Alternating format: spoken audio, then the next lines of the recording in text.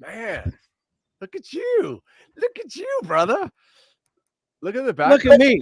Is that a real background or is that one of those fake kind of a thing? Yeah, I'm in nature right now. At this very moment, I am in nature. Wow, man, it's making me feel very Zen Buddha, man. It's pretty cool, isn't it? Well, the pole, the railing behind me, behind you, actually makes me feel a little more in society. But hold on, Murray wants to say hi. Hey, Kevin, how you doing? Yeah, how you doing? How you doing? Great, great. You're Hey, good. Murray, I heard that you have rescinded your membership to the Magic Castle. Oh yeah, those pricks. You know what I mean? I'm giving away magic over here. This stuff you could buy on Amazon, and I'm tired of it. Listen, Hey, good to see you. Good to see content that you and Danny are making, you keep doing because we all love it. And screw the Magic Castle people. They're going to come knocking at your door again. you. Yeah, they can come knocking, but I ain't answering the phone. Anyway, you guys have a good podcast. I'll see you later. It's always good to see Murray, isn't it? I mean, he is just stellar. I love it. I love it. I love it. Do you think he's figured out that we talk shit about him? Oh, we don't talk shit about him, but We don't talk shit about him. But, I have asked him, he's going to join us on the podcast. He said he'd love to join. Wait a minute. I thought this was a democratic kind of a thing where we vote on things. I don't think I approved that. Did I approve that? You did. You voted. You voted aye. You said all in favor say aye, and you put your fingers up. Yeah. So I is like me, and it's kind of a trick because if it's about I or me, I'm going to say yes. We know this about you. We know that if it's got to be about you for you to really buy into the reality. No, he's going to join us. He said that. Today's podcast is brought to you by Generosity. For 10 cents for every bottle goes to a charity of choice. It's an amazing gift to be found at Terrible Herbst, Walmart, and Target and other stores. And in Las Vegas now, buy your bottle of Generosity. All right. Thank you very much. So how are you, buddy? I'm good, man. How are you? I miss you. It's been a minute. I've been traveling. We had some shows that were on the road. And then we stopped in our old hometown. I mean, this is what Milwaukee, Wisconsin looks like on the 25th of June. It looks like pleasantly cool there, but I'm going to guess it's hot and muggy and not great. I think it was about 90-ish today with about 100% humidity. It's sticky, it's muggy, it's ugly. And you played like the dry heat. You played a show in Grand Rapids, a private, right? We did. We played a wonderful event in Grand Rapids, Michigan. Yeah. And then you're back in Milwaukee. And I understand, I know this is really in the show, but I caught something that you shared, and the catcher barely caught it. But you had an honorable situation happen. You are definitely a baseball fan in your hometown, and you got to do something very special. And I think we got a little video queued up that let it speak for itself, because this is something else. So here you go. Check this out. Joining us now is a member of a yacht rock band, Wisconsin's own, the Docksiders. Please welcome three-time Grammy nominee and Mequon native Kevin Suker.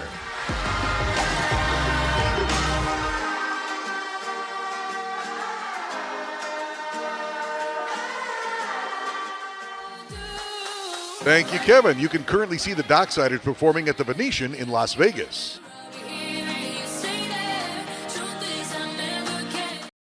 Not currently at the Venetian, because homeboy was throwing a fastball down the middle in Milwaukee.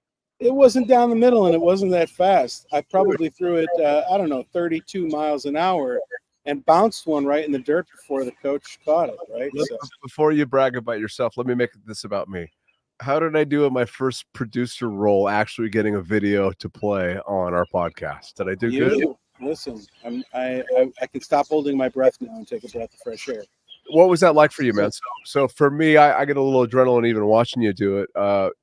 Did you get an emotional idol raise doing that, or what was that like? There's a lot that's going on at the moment, right? When they bring you down on the field, and there's people. I happen to know some people that were down there. Weird. There was a friend of mine that was giving an award to a former ball player that night, and I hadn't seen him in some time. So you're catching up, and it takes your mind off of what you're there to do. And quite honestly, you can see like 60 feet, 6 inches is the distance from the pitcher's mound to home plate. And gosh, I played baseball, organized baseball growing up, and played in high school. But wow, I didn't. You quickly forget how far that 60 feet is. When I saw 50 Cent do his, man, I was like, I think it's further than it looks for sure. So I just have to go on the record and say at least I look better than 50 Cent did, right? you look good, man. You look like you should be out there on that field. Our friend Neil Portnoy's always had a dream of doing that, apparently, and he was a minor league player and a B league. I don't know the difference between the two, but I think you probably got some envy out of that, man. Not that you want envy, but dude, what a cool thing to have in your history and in your legacy. And congratulations. Thanks, man. It was really a dream come true. I have been a fan of the Milwaukee Brewers my whole life. And there was great memories in that ballpark. My dad and I went to the 2002 Major League Baseball All-Star game there.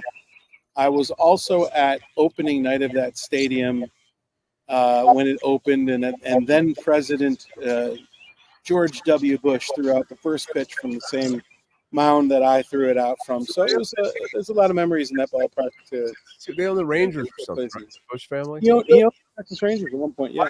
Why did the Brewers let him throw out a pitch at that field? He was the president of the United States at the time. Man. This is team sport, man. This is competitive. This is not share. Listen, wow. This isn't political. We all bleed red, white, and blue. We're all Americans. Damn straight. Let's be real, man. The president is the president. All hot dogs, cold beer, and any president can throw a pitch at. So the mound you threw that from, any other presidents throw from that spot? Is that the one? Teddy Roosevelt threw from that spot. And I do believe John Adams, the second president of the United States, threw from that spot. I'm not good with history, but I'm kind of thinking that baseball field wasn't there. I'm not sure. Don't quote me on that. Right? Yeah. No, I'm not good with geography, geometry, geology, and history. Those are the political science. Oh, math. English isn't great either. Come to think of it, I'm just not that great at anything, really, honestly. Join the club. That's why we're sitting here sharing in each other's company today. We're gonna commiserate on everything. I just want to share a little shout out to Alex in Jersey. He just Staten Island. Is that Jersey? See, no, Staten Island is part of the five boroughs of New York City. But this is a good one. Look at this, Patrick, our friend, our longtime friend who watches every episode. Great show the other night, Michael Shapiro with the most imposter Kevin Zucker. I was at your show the other night. You know this. Yeah, let's get to that in a second, though. Peter Murphy. I don't know if I should do this. Hey, this is going to be a private moment. Hold on a second. Maybe I shouldn't answer it. How do I? Yeah, you want me to try to get him to come on the show? He's in Istanbul. Yeah, I think we should hang out with Peter Murphy. Yeah, let me. I'm gonna mute this. You continue to talk about Patrick, and I'm just gonna mute this right here. Hold on. Sorry, everybody. Michael Shapiro's taking a freaking phone call in the middle of the podcast. You see what he does to me? Hey, put a comment down right now. Even though Michael isn't listening to us, somebody put something really salacious in the comments just so I can put it up on the screen so he can read it. Right? Let's do our best to mess around with our friend Mr. Shapiro. Anyways, Michael Shapiro played this last Saturday night. He does this all the time at the Notoriety, right? And he had a wonderful cornucopia of guests on his show that night. He had the amazing Tony Arias that we all know and love. He had the even more amazing, sorry I have to do this, Tony, but Elizabeth Diago was there, and the even more amazing Kelly Vaughn was there. These are wonderful. Yeah, right. Who's up there, Danny Williams? When did the podcast become a solo gig? Danny, solo gig. Hold on. I just muted Shapiro because now if he mutes himself, I can mute him too. I'm taking this thing over. Welcome to A Little Lavender with Kevin Zucker. Stop it. No, listen, my dear friend Peter Murphy from Istanbul. The thing is that it's like 3:30 in the morning. He calls back and it's video, but I'm like, can I call you in 30 minutes? He's like, oh, how dare you call me? You woke me up and you want to call me back? And I'm like, well, you want to be on the podcast? I don't think the timing was very good on that, but anyway, thank you for carrying the show, Kevin. Really appreciate that. Like it's anything I'm not used to doing already. What the fuck? Yeah. Well, I'm always carrying this freaking show. Danny Williams, you know what? You got balls, Danny. Stick to your singing. You know what I mean? Patrick, I love you. Yes, you're an imposter. I swear to God, I can't see past the second row. And I just I'm in the middle of the third or fourth song. Brian Towers, look at this guy. And I look out, it's kind of hazy. I could barely make up, but I see the white glasses and a captain's hat. And I think, oh, Kevin was bullshitting me. He did make it back. He's going to come to the show. And I really thought that. And then when I caught a glimpse of the lights and I realized it's our friend Marty. And I'm like, is there a fucking Docksiders in the show right now? Why does it got to be the fucking Docksiders? Like, what's wrong? What's wrong with just calling it the Docksiders? The balls of somebody coming up dressed in your attire, and I mean that is just like, I mean that's ballsy. Listen, let's be honest. Marty's a great looking guy. Look at him. He's the best. He comes dressed like one of your favorite Docksiders. And you know what? The Docksiders should be represented at the Recklessly Vegas show. Why are you complaining? Well, you know, I'm not complaining. I think it's fantastic, and it was great to see him. But it was, I think what it was is that in my heart and in my mind for a moment, I thought you had BS'd me and you planned on being back to town, and you came and just surprised me at the show. If that's the preface of the situation, it's all downhill from there. So I love Marty, and I love what he did. But my expectations were elevated because I thought that my good friend actually did that, you know, and it's something you would do too. Oh yeah, we're not going to make it, and then poof, you're there, and it's so my surprise was shifted, if you will. That's all it was.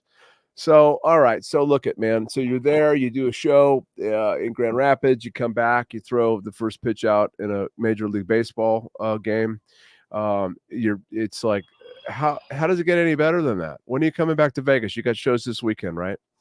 We have some sold out shows coming up this weekend. We're very excited about Friday and Saturday. And listen, I'm on a 5:15 a.m. Central Time flight back to Vegas, which will get me in the desert at about 7 a.m. tomorrow morning. So that's Wednesday. Yeah, it's gonna be a quick night of sleep and the journey back.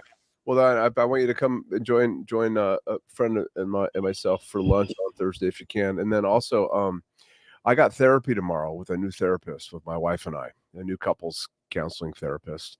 Okay. And so, you know, on the what's the information you fill out ahead of time? There's a name for all that stuff. Anyway, the pre-visit thing.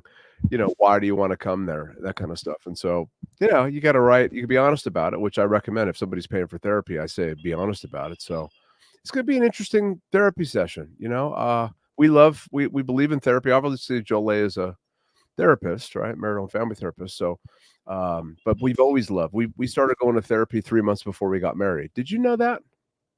No. You're not. No, was I there? I thought I told you that. It's something that I'm pretty proud of. If you did, I didn't. I wasn't listening. You're not really you're not really a therapy guy, right? Is that true? Oh, I love therapy. It's done wonders for you. I joke. No, I'm a firm believer in therapy. It's the one thing, you know, as I had children and they got to be that age in like the middle teenage years, like that. I shouldn't say middle teenage, like the 13, 14, 15 teenagers. It's the one thing that I wish the public schools would really invest in is mental health at a young age, because I think I watched my children have different stressors than I had at 13, 14, and 15. And watching them go through from, you know, a parental bird's eye view was very different than when I went through it myself. And having both of those experiences, it made me say to my wife, Erin, like, gosh, this would be such an amazing thing if we, as invested in the children, to help them understand more about what they were going through mentally, and not leave it up to outside options and opportunities, not leaving it up to, like, what if parents aren't involved with their children enough to know that they're struggling and having issues, right? Like, it's very common. So yes, I'm a firm believer. I'll land the plane and tell you I love the therapy thing. I've done it both as couples, and I've done it both as an individual. Well, so that brings up, you know, mental health is a big issue, and so I went to visit Positively Honest, which Pelita Simpson started 10 years ago. And she took me through the program. Ken Henderson and I went for a tour. We're trying to get them set up to be a recipient of the scholarship program. Don't bring him in. I don't like that guy.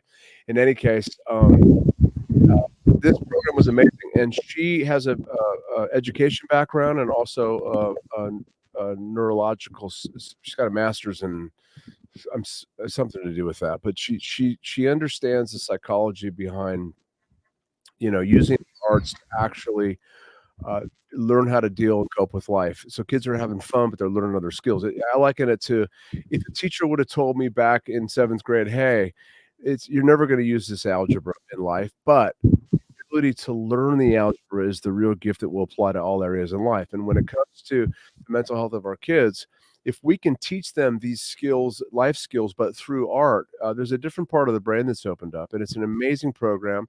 I do believe it'll be one of the first recipients of Concerts for a Cause. We have one coming up July 9th. We have the incredible Chris Phillips, and there it is. Yeah, Chris Phillips is going to be the second Concert for a Cause. Zoe Bowie, you know him as Zoe Bowie. So anybody watching, get your tickets for the show. The money goes to Notoriety Gives, which then at the end of the year, there's going to be a pool of money that will be allocated for scholarships for at-risk kids and kids that are just a little underprivileged and can't afford these kind of arts programs around Las Vegas. And we think Positively Arts is going to be probably the first one that will benefit from that. So thanks for showing that. Why is this guy in the waiting room? Well, because, you said something to him earlier. You want something? I think it's time you say it to his face. What are you going to do? What are you going to do? Danny Williams, the lead singer, one of the lead singers of the Dogsiders. Okay. It's pronounced the Dogsiders. The Dogsiders, yeah. If you're from Boston. You're from Boston. Yeah. Hey, buddy, how are you, man? I'm doing well. Good to see you, man. Good to see you. Good. Are you tanning? What are you doing? You got some bronzer on, or what's happening? Hey, it's summertime. We take advantage of the sun in Milwaukee during the summertime. You look good, man. I'm working for you. Thank you. Yeah. You going to sing for us today, or what do you got going on? Absolutely not. Absolutely not. Yeah. You sound a little bit like Ben Affleck, Matt Damon. It's a little Boston thing going on there. No, there's no budget to have Danny sing. What is the budget? Let's just keep it real. What if I needed you to sing something for me? What would it cost, just for shits and giggles? It's really priceless. I'm not sure if that's a compliment. His voice is a mixture of Fergie and Jesus, and you have to have a special audience in attendance to be able to see the light and joy that he brings. Listen, I've experienced it, and you are, and I don't want to blow smoke up your ass, but you're a tremendous singer, and I have always enjoyed just about every note that comes out of your mouth. And just about every other note that comes out of your mouth. The contrast between Kevin. Kevin is also a great singer, but different. And when you sing, and then Aaron's a spectacular singer as well. So it's such a great combination. When you're not that I didn't enjoy the other guy, Justin. Justin's a great singer too. But you, my friend, you got that thing. Listen, this thing at the Dogsiders doesn't work out. You got a place with my deal, all right? My camp will take you in 2 seconds. The other thing over there. You know what I mean? Yeah. That guy would take care of those. Danny, thanks for popping in and saying hello. Well, hey, you mentioned it, and then nothing came of it until the text message came. So then I was just like, I guess we'll hop on.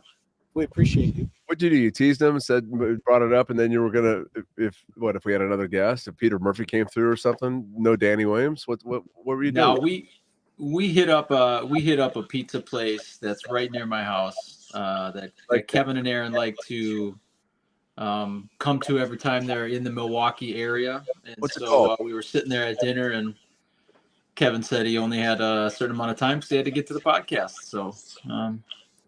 So you muscled your way in, or what? I said, pop in and say hi to the fellas on the podcast. Why are you grilling him? What's your problem? Why are you edgy tonight again? He needs to make sure I'm up to par for the podcast. I get it. I mean, it's a dual producer role. It seems like. I would have done this in the backstage area, but now we're on camera. What's the name of the pizza joint? It's called Ricardo's. Isn't that a Mexican name? It's debatable. I mean, I think it. Ricardo's, really? Yeah. I know a Mexican named Ricardo. I know. Yeah, well, there was a Mexican restaurant in Vegas that was great for years called Ricardo's. So is it Ricardo's Pizza? Yeah, Ricardo's Pizzeria. Sure it is. Yeah. Been around as long as I've been in this community here, and is it Chicago or New York, or they offer both? It's its own thing. It's its own thing. Yeah, it's a thin crust. It's like it's not quite cracker crust, but it's thin. Did you say crack? You called me a cracker? I thought he said crack, as in cocaine, but you heard crack cocaine, and I heard cracker like I'm a crazy ass white person over here. And that's not what I said at all. I said Ricardo's. Oh, yeah, we're gonna go back to the therapy conversation. Kevin and I clearly both need therapy. We're creating any story we want to. Yeah. Huh? Are you coming Danny, back? What? Is Danny? Are you singing this weekend? Are you going to be in Vegas? I am. Yeah. I'll be back Thursday night for the show Friday and Saturday. Fantastic. I forget this. Are you married? I am married. How long have you been married? 16 years. Are you an advocate of therapy, or have you had an experience with couples counseling? I have had no therapy with my wife. Not needed, huh? You guys are just sailing right through. Yeah.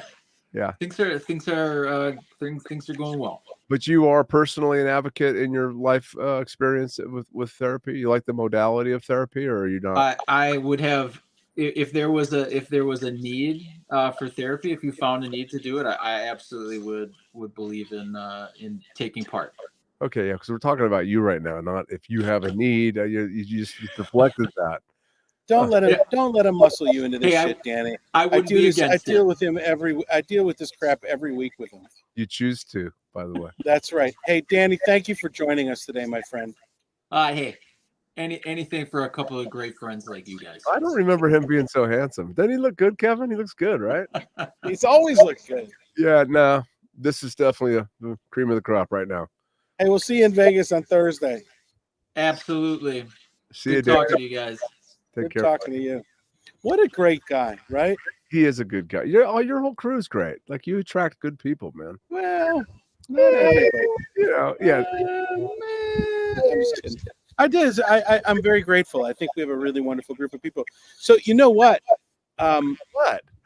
What is it? This episode turned into being one of my favorite episodes because not only have we had an additional docksider on the episode, but do you know I kept the secret guest very quiet. If you see in the title, it says episode 17, A Little Lavender, with special guest ... Because we have a superstar joining us today. Oh, come Two on. Superstars. We had Danny Williams, right? Handsome, singing his tail off, all that stuff. And we have one of my dearest friends who I love like a family member. I believe he's in New York City right now. His resume reads like this. He played with Lil Wayne. He played with John Legend. He played with Mary J. Blige. He's currently the musical director for Mary J. Blige out on tour right now. This is my brother from another mother, Mr. Shonn Hinton. Hey. Oh, look at this. You guys look like brothers, man. I know, right? I'm losing my hair. I think I just need to do what Kevin did and just cut it all off. What? Why are you holding on to your youth? Cause, man. Let's set the record straight here, though. What do you mean losing it? It looks like it's already gone. Is it? Oh, there it is. Okay, now we go. Oh, yeah. That's right. Yeah, you got that hairline that's way up here by your ears, man. I love it. Hey, it looks like Mark Harris is trimming you up, or Daryl Tucker's still working on the fade over there, dude. You know what's making me not do it? Because I did it before. I did it one time with my glasses on. You remember the Great America commercial? The dude with the bald dude with the glasses? I promise that's who I felt like I looked like. I was like, no. So listen, Michael, I know that the two of you guys haven't met, but Shonn is one of the best guitar players on the planet. Mhm. And I met this kid when he was just a kid. Like, how old were you, do you think, when I met I you? want to say maybe 15, 16 or something like that. Were Wow. you really? Yeah. And I'm this guy, 45 now. this young man got behind a drum set, and when I mean your jaw would hit the ground. Yeah. He came up playing drums in the church, right, in the gospel church. So these cats can play their instruments in the You play gospel. bass too, I imagine. Yes, I play bass. I can do it in the studio. I'll tell you that one. But what you don't get is, like, at one point in time, I don't want to tell your whole story, Shonn. We're going to have you tell it in a minute. But at one point in time, he said everybody in the church wanted to get behind the drum set. So he made the choice to just put the sticks down and go grab the six string and became the best guitar player on the planet just because he could. Yeah. So you got musical in your family? Your parents? Absolutely. My mom was a pianist. My dad's guitarist, grandfather guitarist, Yeah. his brother's guitarist. So the fruit did not fall far from the tree at all. Are you saying you're a fruit? Is that what I just took away from that? Is that Here we go. Let's lock that in. Hey, let's do this. Let's do this. If we could all be a fruit, what fruit would you be? This says a lot about you personally. Banana. Michael, you'd be a banana. Yeah. Is that a fruit or is it a vegetable because it has seeds? it's a fruit. A banana. It's a fruit. Yeah. What would you be, Michael? Question the man on his fruits. What would you be? I'd be a grapefruit. I'm a little Why sour. would you be a grapefruit? Because sometimes you get a really good grapefruit and it's like sweet and it peels nice, or you cut it nice, but it just comes out really good. Like, but then other times it's tart as fuck and you don't want anything to do with it. Like, that's me. How about you, Kevin? I'd be a lychee Why? because it's tight like a testicle. Why don't you just be a testicle? Because it's not a fruit. Oh, you know what it is? The lychee and the banana. You guys pair well together, I think. At least visually. Two lychees and a banana. That's the name of our new podcast, Shonn. There you go. I love it. Lychees and a banana. Oh, why do you say banana, Shonn? I say banana because it's sweet enough to where it's not overbearing and not overpowering. So Kevin knows me. I'll be so laid back in the cut, man. And I say this a lot, in the world full of lollipops, I stay sucker free. I like it. Write that down. Did you trademark that yet? Put that Not on a yet. shirt. That's got to be on a shirt. In a world full of lollipops, we sucker free. I'm straight like Indian hair out here. You feel me? So tell us what you're doing right now. You're in New York City on tour? Yes, or- we in New York rehearsing. We got this weekend we'll be in St. Kitts for a music festival. And after that I'll be home and then we'll be done and I'll be focused on my stuff. You're out playing guitar right now? Yes, I am Mary's musical director and guitarist. So, Oh, nice. Yeah, absolutely. Yeah, we're playing with one of the queens of R&B. There you go. Absolutely. Is she? You probably can't answer this honestly unless it's true. But is she good to work with? She's definitely good to work with. She knows what she wants, and if she don't get what she want right, she gonna let you know. Oh yeah, she ain't got no problem. You know she's a New Yorker.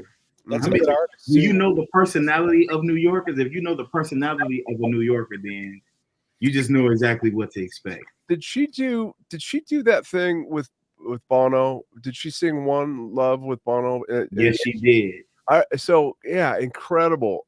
I love that song for one thing. I'm a big U2 fan, but yeah, she's badass. She has a right to know what she wants, and obviously it shows you to get to that level. And so how long you been working with her? 20 years, man. Wow, that says a lot about you too.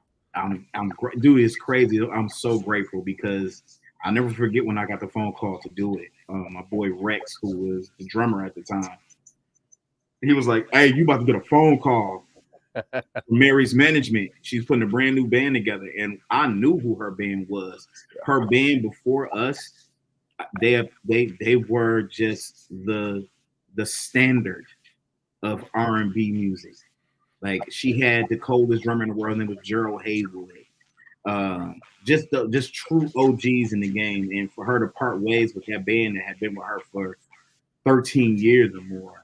And, I'm like 24. Young. Wow. Just cutting my teeth playing for Mary. Just That you with Mary, I toured the world. I got my first passport just touring with Mary. Was it an audition call? Did you have to go do an audition before you got the job, or how did it Yes work? and no. Yes and no. I mean, because Mary had never really had a there. I'll put it this way, and I don't mean no disrespect when I say this, but I guess the couple of guitar players that she had, they didn't leave an impression for whatever reason. So I think with R&B, especially with Mary, this is one thing that I learned about Mary. Mary is an R&B singer, but more so than an R&B singer, Mary is an MC. She like if you listen to how she sings her songs, her cadences is on a hip hop level. You know what I'm saying? So with hip hop, they like to use the sample. They're really not that much in love with live instrumentation. But she's a hybrid, so she likes hip hop and she likes live instrumentation. So the fact that I was able to go to New York, I was ready for the audition. I say audition because it's kind of like wasn't really because it wasn't another guitar player that was fighting for the role. It was like, okay, play this song. All right, now play that song.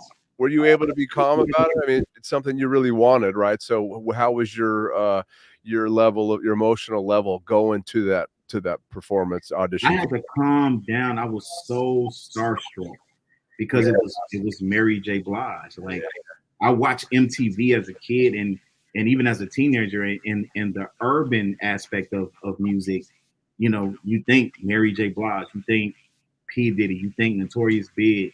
Like these are people that I would see. Like remember, I don't know, Kevin, you remember the box? Absolutely. We used to call the box. It was a television video that you would call and pick the songs that you would want to pick. And my sister would pick Mary J. Blige songs. So meeting Mary, it was like, okay, she's a regular person. You got to keep that in mind. Regular people. But I was definitely starstruck, but I played my ass off. Are you having to do that with me a little bit? Are you feeling like you're having to work hard to be calm around me? Yeah, I gotta be real chill. You shouldn't have to be. We're a bunch of nobodies, man. Listen, remember, Michael, we've talked a couple times. We've had a couple people on, and we've talked about how music sometimes is the medium, and then we talk about how sometimes the musician is the medium. Yeah. Shonn is the latter. Shonn is the medium that music comes from a higher place and comes through. There are very few people and that I witnessed that happen with. And I've been very fortunate to be in the recording studio and have worked with a lot of impressive celebrities as well. And there's a certain few musical people, producers that have that effortless way. It's a Shonn, it really is. Shonn is you could use words like a natural, but Shonn has a unique gift where the music just flows through him, and where you can see it is when he picks up a different instrument, and he's equally impressive behind a drum kit that he is with a guitar in his hand or with a bass guitar in his hand, or like as a solo artist in his own right. I remember when this young man was like, I'm never gonna sing. Like, I'm not singing. I would be lying if I didn't tell you he had 5 albums out already. I'm probably wrong on the number, but he's constantly putting out singles and he's singing, and he's got his own group that he promotes when he's not on these amazing world tours. And I'm gonna do a deep dive and check you out, man. He's really, dude. When I mean the two of you need to know each other, Michael is also an incredible guitarist and songwriter. So he can show me how it's supposed to be, right? Because you know, you don't have that frequency. Let me ask you this, Shonn. So for young kids, I'm working a lot with kids, and I love arts for kids and the impact that it has and their ability to cope with stresses and anxieties and kind of where the world is today. But if you were to give a little bit of a talk to a young kid coming up that wants to be in music, you know, opportunities like the call you got, obviously right place, right time, obviously earned. You were at that level to be able to do it, but you were also 24 years old. It's really young to get that level. Like, what would you tell somebody who has that kind of ambition that would like to have a career in music? What do you know? I get that a lot. I sit down. Me and my and Kevin knows I call Chad my big brother, Chad Roper. We do this thing we educate kids with music. Like me and my brother, I teach at-risk youth how to produce, how to compose music, and my brother shows them how to engineer. But the new, whenever we work with new students, he tells his story and I tell my story, and how I end it. I tell them what was told to me from our former tour manager, who's now the tour manager for Usher. His name is Michael Huggy Carter. Huggy told me, Shonn, is never a matter of if, it's always a matter of when. Yeah. And then to quote to Mike Epps, if you stay ready, you'll never need to get ready. Do it. Just work at it. Like, the thing is, we romanticize man, I want this opportunity. I want to be able to do this. I want to see the world. I want to play for this person. I want to play for that person. Well, what are you doing to prepare for it? Like, what are the steps that you're taking? What are the steps you're taking right now? Are you practicing every day? Are you listening to the radio? Like, I grew up as a kid. When I got tired of sharing the drums with my cousins at my grandfather's church, I played something that I knew my younger cousins weren't going to want to do. So my father gave me my first guitar. My grandfather strung up the guitar for me, showed me my first 3 chords. And then after that, I would listen to the radio. Yeah. I suffered from my craft. This is what I mean when I say I suffered. My bedtime was at 8:30 p.m. It was a school night. I'm a kid, 13 years old, right? And I would close my door and have the radio on and listen and try to mimic. And my mother would catch me. And of course, I got a whooping every time. Worth it. But it was worth it. My mother she would tell you today, like, yeah, he suffered for his craft. So I prepared myself. And even as a kid playing the guitar, I didn't know that it was achievable to do what it is that I'm doing now. Like, for me, first and foremost, I wanted to be big in Milwaukee.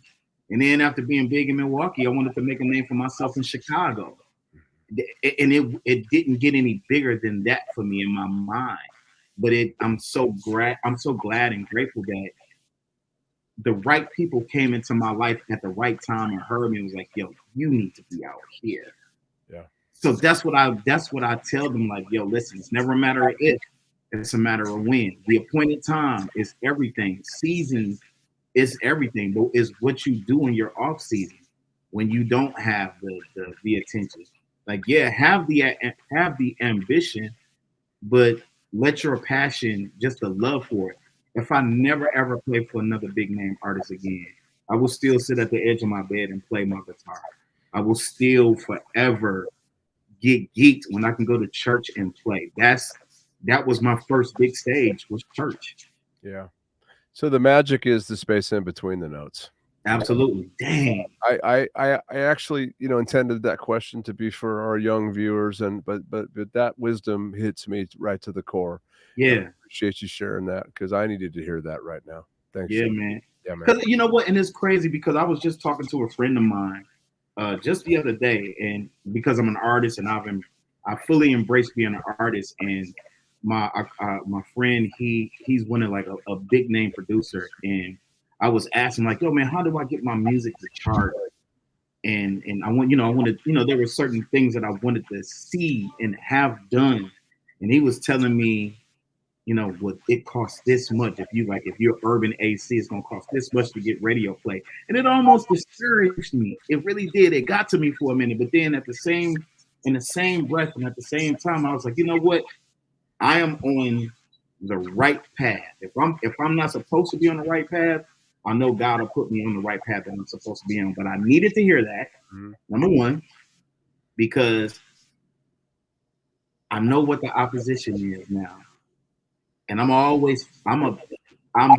the way that I'm built, I'm gonna always find a way around it. And I got so much favor on my life. Let's talk about my relationship with Kevin. Me and Kevin worked at Mars Music together. So Kevin, I was married at the time when me and you met, when I was working at Mars. I think that's the story that you're talking about.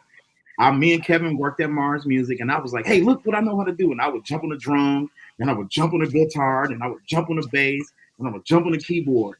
So the relationships I have, like with Kevin met me when I was a youngster. Like I was in my early 20s. And with Kevin, I've been privileged and blessed. Like anything that I've ever needed. Kevin's the reason why Milwaukee has a day named after a song that I wrote called Milwaukee Strong. It's because of Kevin. You know what I'm saying? Like, it's because of Kevin. I can be somewhere overseas with Kevin, and Kevin had an artist that he was managing. And we were like literally a 10-minute radius from venues. I was with Mary, and he was working. I forgot the guy's name that you were working with, but we hung out. Like, it's relationships. Your relationship, it speaks volumes. So I'm grateful for that. But to be in the company of those type of people, it helps. It shows me I'm definitely on the right path. Oh, you're meant to be in each other's lives. That's evident. Absolutely. Yeah, wow.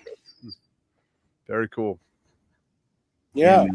This was good. I'm glad, Shonn, that you had the flexibility tonight to join us and share a bit of your story. You know, I left out Jill Scott when I was doing your introduction too. I mean, this Shonn has played.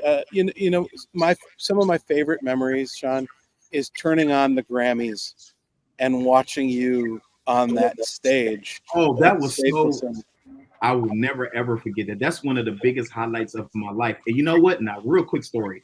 That almost did not happen. It almost did not happen. And here's the reason why. Because Ron Fair was the orchestra for everything. And everybody in that band, minus me and Rex, had sheet music. I can't read, but everybody else could read. So I was actually out in California. My friend Teddy Campbell had called me to come and audition for Christina Aguilera. Didn't get the gig, but while I was out there, I was like, please let me, I really want to do the Grammy. Please let me do the Grammy. I begged for that. I'm not ashamed to say that, but they gave me the opportunity to do it. And I was like, yes, this was it. And then I did it another time with Lil Wayne when he won Best Album of the Year for the Carter 3. I didn't have to ask for that. It was like Wayne wanted his band to play. So it was cool. Absolutely. But Kevin, you've been there. Yeah, man. And I'm not going to lie. When you see great things happen to great people, I had a tear in my eye the night that I watched you on television, knowing where you come from, what you've gone through, and seeing my friends have that level of success is great, you know. And then like, you know, it's like anything else. We are constantly looking for the what's next, right? We're programmed to be always striving for more and trying to get to that next, whether it's a next level or it's the next job or it's the next connection, you know, or the next fan. Like, I think that's what we collectively share here. It's like we are constantly looking for how am I going to continue my craft in a way that is not only meaningful to other people, but to myself as well. And I think that's, you know, that's the secret. Like, I think as you get a little bit older, you start learning. And, you know, Michael, you know, I had a little rough day today. And if people would have listened to what you were saying to me prior to us going live, there's a lot of takeaway in what in the therapy you provided as my friend to me today. And I think we owe that to each other, right? We owe that to each other as humans, as friends, and as musicians, right? And as artistic people. So yeah, wow, how cool for you to join us tonight, Shonn. Yeah, thank you for having me. I got here as fast as I could. We just got out of rehearsal, and thank God we were like less than 10 minutes away from the hotel. And just so you know, Michael, like Shonn and I didn't get to talk prior to this happening. So this next question he's got to learn is going to be a big question that we ask everybody. Yeah. So since you've traveled the world, please tell us if you had to narrow it down to one of your favorite places that you visited, whether it's culture or food or whatever, what would you say would be one of your favorite places? Japan. He got the answer out, man. You failed. Did. He snuck the answer out. Oh man, you got to bring him back on and ask him another question that's going to require a little more thought. He was so quick to say Japan. He Shonn, nailed it, right? Like he great nailed guest. You're the first one out of 17 guests or whatever it's been that actually screwed the pooch on us being able to hang up on you. And that's something that we do, and it's a hang up of endearment. We only do it to the people we love. It's a hang up of love. All of our guests, we try to boot off the program when they don't know it's coming, and you usually get him answering a question, and he got us tonight, man. Wow. Wow. Everybody knows that started from my grandfather's best friend Ralph, and I would call him. We'd be on a trip together, and he'd say, like, he'd ask me a question like, well, how will I recognize you? And I was so naive, I'd start to answer the question, and he'd hang up on me. So I've done that to friends over the years. And when Kevin and I first became friends in our early conversations, I did that to him a couple of times, and he got a kick out of it. And now the student has become the teacher, and he has gotten me so many times. So Shonn, we hope you receive that as a hang up of endearment, and we're grateful that you were on the podcast today.